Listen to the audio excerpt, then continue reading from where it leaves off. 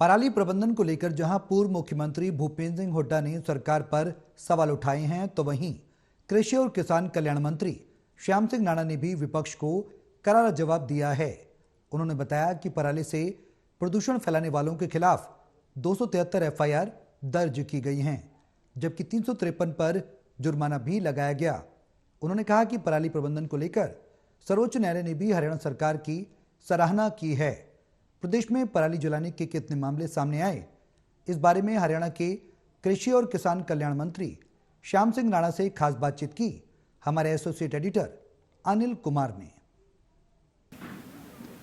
हरियाणा में पराली जलाने के कितने मामले सामने आए हैं और कितनी एफआईआर दर्ज की गई हैं, इस मेरे साथ हैं कृषि एवं किसान कल्याण मंत्री श्याम सिंह राणा। इनसे जानते हैं कि कितने मामले सामने आए हैं। जी देखिए, ये 857 मामले कुल सैटेलाइट के जरिए से देखे गए हैं और जिसमें 458 मामले एग्रीकल्चर से संबंधित हैं। बाकी किसी और के थे, वो हमारे नहीं थे। और उसमें 273 पे एफआईआर हुई और मैं समझता हूँ भी 353 पे जुर्माना लगाया गया। तो ये मामले थे सारे।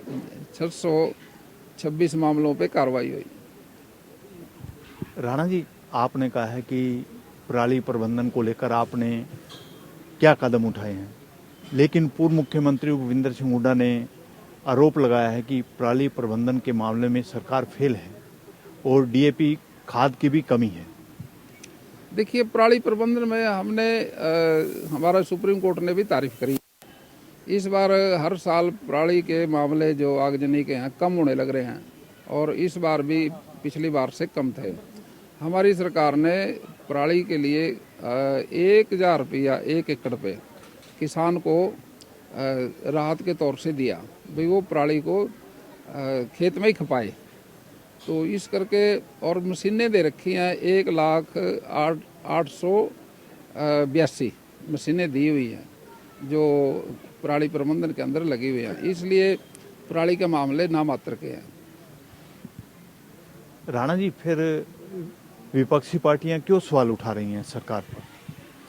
देखिए, विपक्षी पार्टियों का काम तो यही है सवाल उठाना।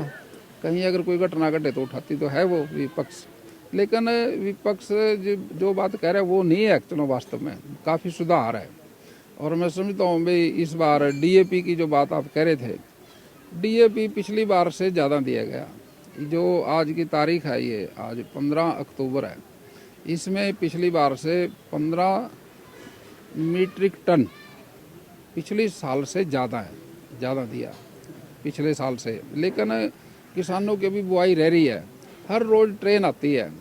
अब डीएपी की कोई दिक्कत नहीं आएगी। यूरिया पहले से स्टॉक में बहुत है और आने में लग रहा अभी। राणा जी, आज किसानों को बोनस की किस्त जारी की है, तो कितनी किस्त जारी की है? आज 300 करोड़ की किस्त जारी की और उससे पहले ये किस्त जो जारी की थी इससे पहले भी दिए थे। हमारी सरकार ने 496 करोड़ रुपए पहले दिया था, 300 करोड़ आज दिया और 580 करोड़ रुपया 10-15 दिन के बाद फिर देंगे। ये किसानों को 2000 रुपये पर एकड़ के हिसाब से है कि पिछली बार गर्मी बहुत थी और गर्मी में जो खर्चा आया किसान का फालतू, उसकी राहत आई है।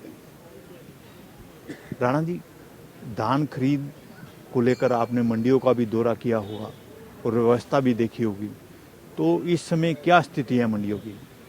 अब तो नॉर्मल है। ये असल में धान की फसल जो है और गेहूं की फसल में अंतर है। गेहूं की फसल सीधा सरकार के स्टॉक में लग जाती है और जो धान की फसल है ये इसका चावल निकालना पड़ता है। सरकार ये राइस मिलरों से निकलवाती है चावल। अब इसमें जितने लोगों की एंट्री ज़्यादा होगी उतनी दिक्कतें बढ़ जाती हैं। अब धान खेत में से ले आके सुखाना ही पड़ता है, फिर राइस मिलर को भी सुखाना पड़ता है। ये कई जगह से होके गुजरता है। फिर एफसीआई भी है इसमें, सेंट्रल गवर्नमेंट, वो अपना इसको अपनी क्वालिटी के हिसाब से चावल लेते हैं 67 किलो। इसलिए किसान को धान की सीजन में थोड़ी दिक्कतें तो आती हैं, लेकिन गेहूं में इसलिए नहीं आती क्योंकि सीधी स्टॉक में लग जाती है, सरकार के गोदाम में लग जाती है, सरकार ही खरीदता है। लेकिन सरकार का जो रोल है वो लाजवाब है। पहले तो 72 घंटे में पैसा देते थे किसान को, अब 48 घंटे में दे रहे हैं। अरे ये बहुत बड़ी बात है। जब अपनी फसल बेच के जब घर आएगा वो, उसके तुरंत बाद 48 घंटे में उसको पैसे मिल जाएं, ये बहुत बड़ी बात है, उसके खाते में आ जाते हैं। ये सारा काम भारतीय जनता पार्टी ने किया। ये थे मेरे साथ कृषि एवं किसान कल्याण मंत्री श्याम सिंह राणा। इन्होंने बताया कि हरियाणा में पराली जलाने के कितने मामले सामने आए हैं और कितनी एफआईआर दर्ज की है। वहीं इन्होंने बताया कि आज किसानों को बोनस की किस्त जारी की है। Anil Kumar, total news, Chandigarh.